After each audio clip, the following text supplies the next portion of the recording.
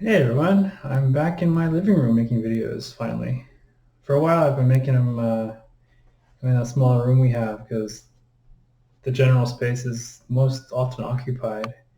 My mom's still living here. Um, so yeah, congratulations to me. It's much more enjoyable to do them here. So anyways, I want to go over a saying in Zen or just a general saying. You've probably heard it before. It's kind of like life is ever new or every moment is a new moment. Um, there's never a moment that is the same.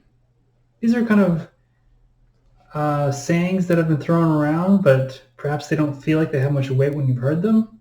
And they're actually very liberating when you understand what they're pointing to. I'm going to try to connect what these sayings are meaning in conjunction with what we know in science, what we regard for the most part as like things that are proven. And how it can benefit you. Because I know for a lot of you, you may be feeling like something's just a little off, not quite right. You don't know what it is, but it's there somehow, and you can't really figure out how to change it, how to change yourself. And a perspective like this can just shift a fundamental way in which you orient around your living experience. So when someone says life is ever new, there's never a dull moment, um, nothing is ever the same, it's actually quite profound because it means that you're free. It means that you're not statically stuck as you think you are or as what you think you are.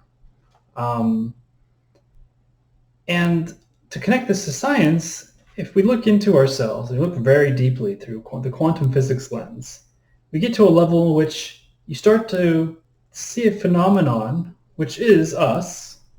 The phenomenon of quantum physics is not different than us. It's the foundational depth that we have come to, that we can scientifically measure and see. And what's going on there is there's electrons spinning around and moving all over the place in empty space. Like there's 99% empty space in us, and then there's these electron proton things, and they're zipping around, and they're coming in and out of existence. And literally, that's how science talks about it. There's a probability that they'll appear somewhere, but we don't know where.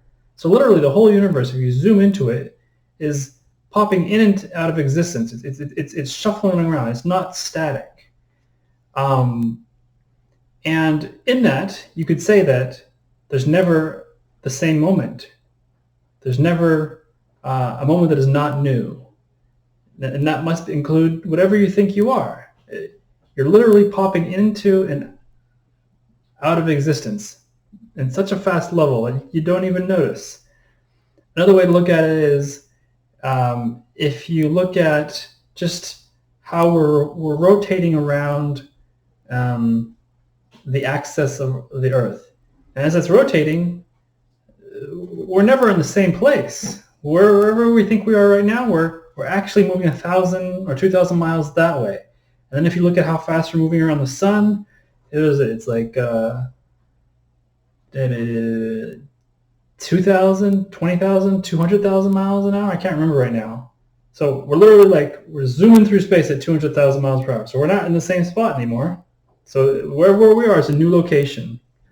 And then the universe itself is moving through the galaxy at 2 million miles per hour, roughly. So we're literally not in the same place we were before. Like as I'm talking, we are traveling. There's not a new moment. I mean, there's not the same thing going on that there was before. Like literally, nothing is the same as it was before. Everything has changed. Everything is changing, and that includes what you think you are.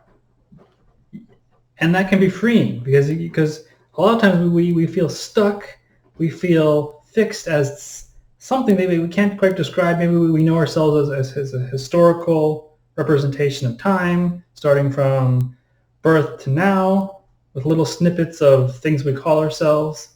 and then we think, oh, we're kind of stuck and we're always going to be the same thing. But the same thing that we think we are literally can't be that, because it doesn't include the fact that it's changing all the time. It doesn't include the fact that this body that thinks or you think you are is changing all the time. Like the bones are replacing itself every year. The blood is flowing. It's never in the same place. It's made up of organisms and cells that seem to have their own intelligence and function. You're made up of this cosmos of stuff, literally, organic and biomatter and physics-based, and it can be quite refreshing to let that in. That you don't have to feel that you're this walking around damaged goods that is just that way. Like that's a definition you give yourself. You give yourself this very small window definition, and a perspective like this, which Zen says in their own unique way with their own ontological reasonings, and sometimes that can be too much to accept. But like if you just look at it from a very rudimentary scientific, just common sense looking around perspective,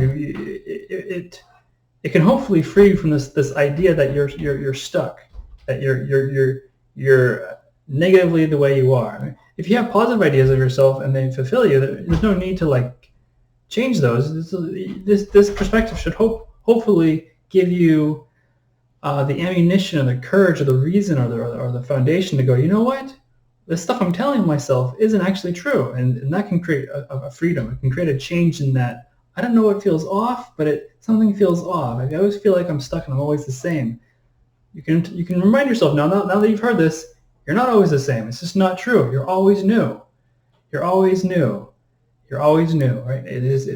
New. Like who you are and what you think you are is connected to the food you eat. You wouldn't be what you are without the food. The food is part of the environment. The environment is growing stuff.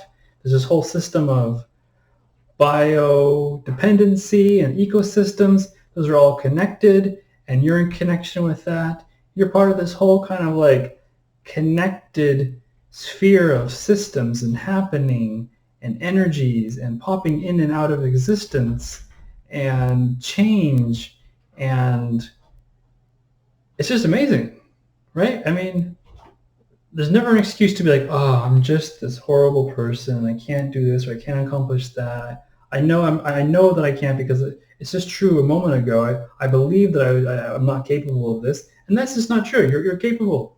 If you have something you want to do, you're capable of it. You can go for it, and you can keep trying. And if you fail, you fail. Whatever. There's no big deal. The system just keeps on working. It's this self-sustaining, self-dependent system, and that's what you are. And if you want to include the fact that it's a system that is no different than the system that came into existence through a Big Bang, boom, the Big Bang is happening. It created the universe. It created Earth. The Earth birthed you and these systems of dependence, and the universe is kind of a system of dependence. Well, there you are. It can totally reorient this feeling of like, I'm just this static human ball of something that has good times sometimes, and other times it's just kind of frustrated. All right. I hope that's good. I hope you have gotten something out of this, and I should probably let my cat into my room right now. He seems to be going a little nuts behind me. All right. Talk to you later. Bye.